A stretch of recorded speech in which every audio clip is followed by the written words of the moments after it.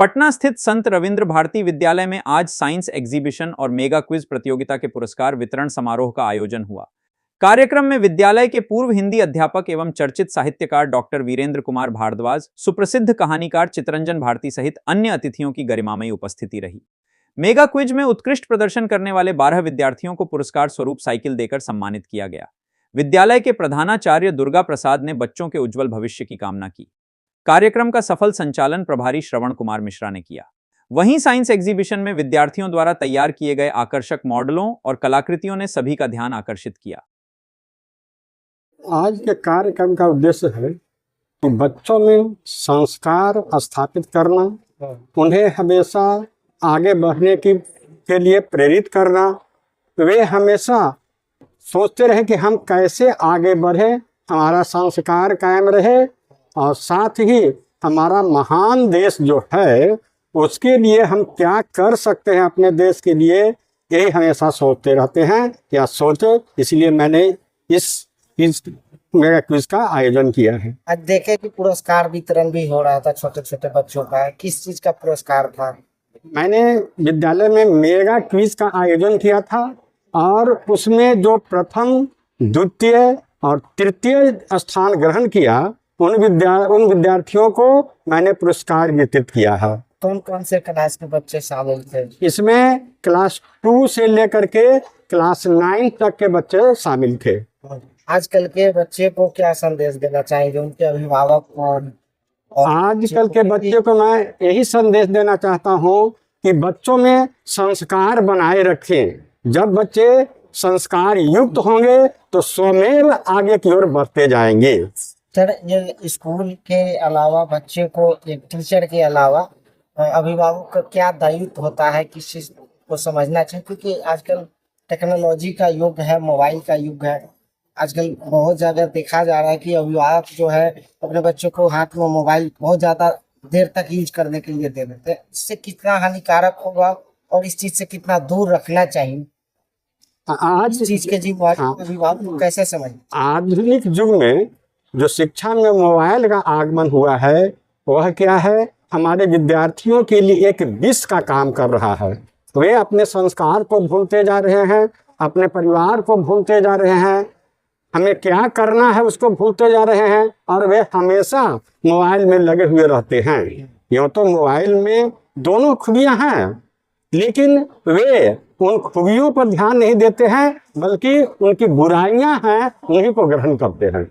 तो अभिभावक को क्या कहेंगे? मैं अभिभावकों से यही अनुरोध करूंगा कि यथासंभव विद्यालय बच्चों को इस मोबाइल से दूर रखें और उन्हें हमेशा किताब पढ़ने की ओर, जो मेन बुक है उसे पढ़ने की ओर प्रेरित करें। संजय सर से भी जानकारी लेते हैं। सर, आप बताइए कि इस तरह के कार्यक्रम होने से बच्चों पर क्या प्रभाव पड़ता है, ये तो होना चाहिए? देख, बच्चों में एक सामूहिकता बोध आता, हाँ, एक प्रतिस्पर्धा की भावना आई, हाँ, तो उनका मन हर्षित होता है कि देखिए हमको एक समाज में, स्कूल क्या है, एक समाज ही है। सार्वजनिक रूप से उनको एक पुरस्कृत किया गया, सम्मानित किया, तो उनमें एक प्रेरणा आई।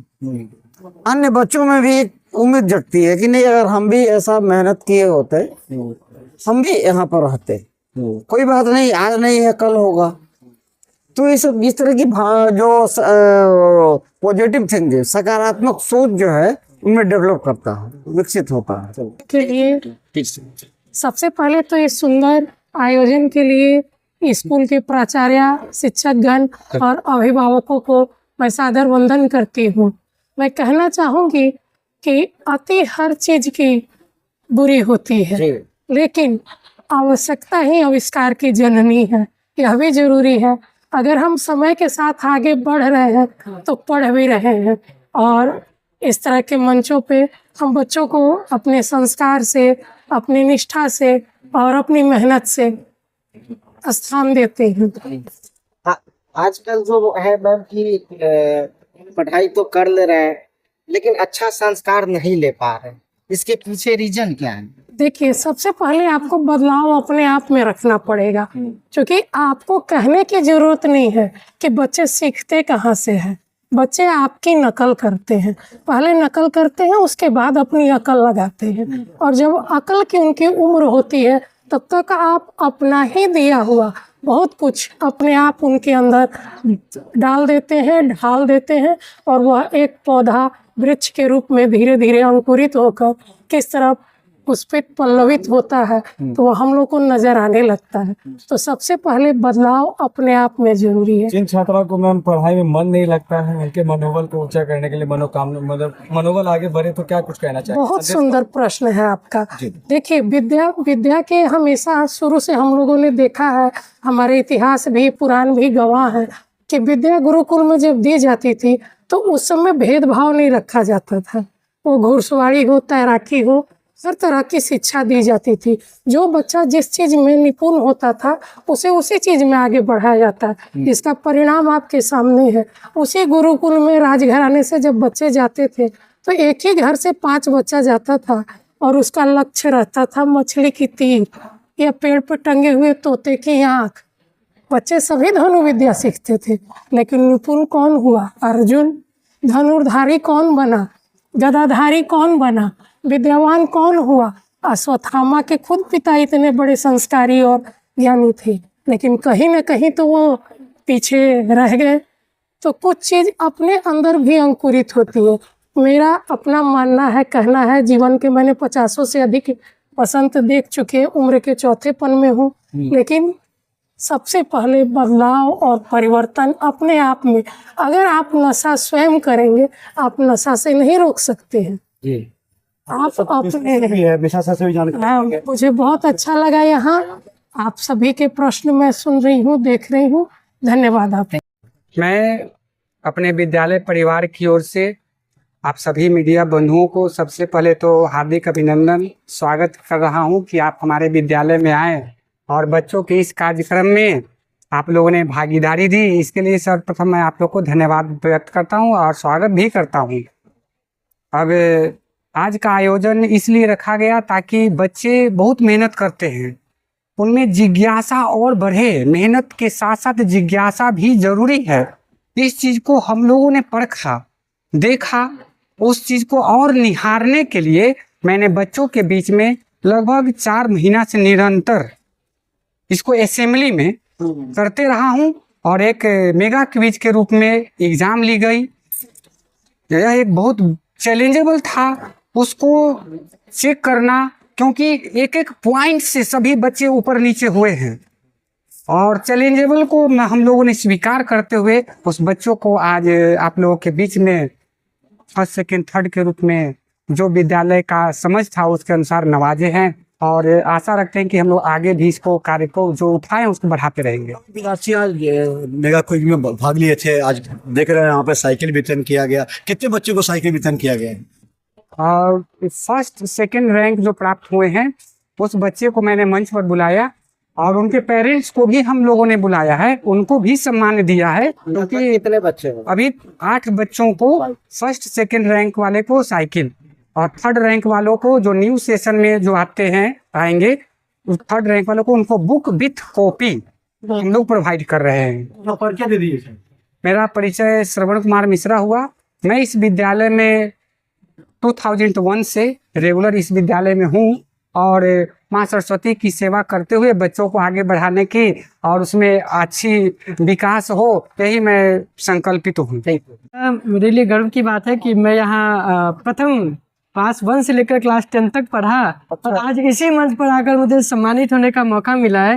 ये मेरे लिए बहुत गर्व की बात है कि मैं यहाँ अतिथि रूप में आया। और मैं कहना चाहूँगा, मैं यहाँ जितने शिक्षक हैं, खासकर निर्देशक हैं संजय कुमार जो सर हैं, मैं उनका मेहनत देखता हूँ, उनकी मेहनत को मैं सलाम करता हूँ और उनके कर्तव्य परायण जो दृष्टि है, उनकी जो पारखी नज़र है, मैं उनको देखता हूँ तो लगता है हाँ, बच्चों को पढ़ाई के साथ साथ अन्य कार्यों में भी ऐसा नहीं, हमारे अंदर बस सृजन का कौशल करना। मैंने इसी स्कूल से मेरे अंदर वो सृजनात्मक लेखन का विकास हुआ जो आज मैं लिख रहा हूँ, छप रहा हूँ, लेकिन इसका विकास, इसके बीज यहीं से डाली गई। हमारे हिंदी के अध्यापक रहे वीरेंद्र कुमार भारद्वाज, उन्होंने हमें सिखलाया। तो अपने स्कूल से निकलकर बड़े बड़े मंचों पर प्रोग्राम करके फिर वापस स्कूल में आकर सम्मानित होना, ये बहुत गर्व की बात लगती है कि मैं इसी स्कूल से निकला हूँ, मैं इसी ये मेरा आधार है।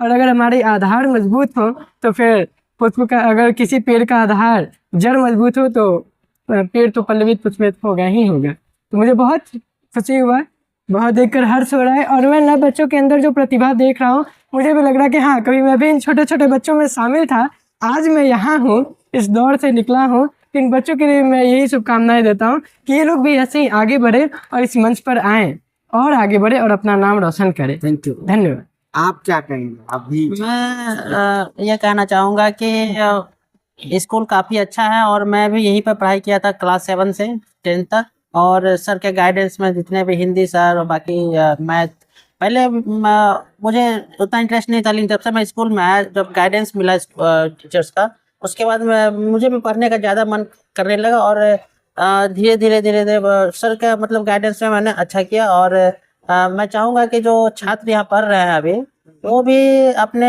समाज का, देश का और अपने राज्य का नाम रोशन करें। और बस इतना ही।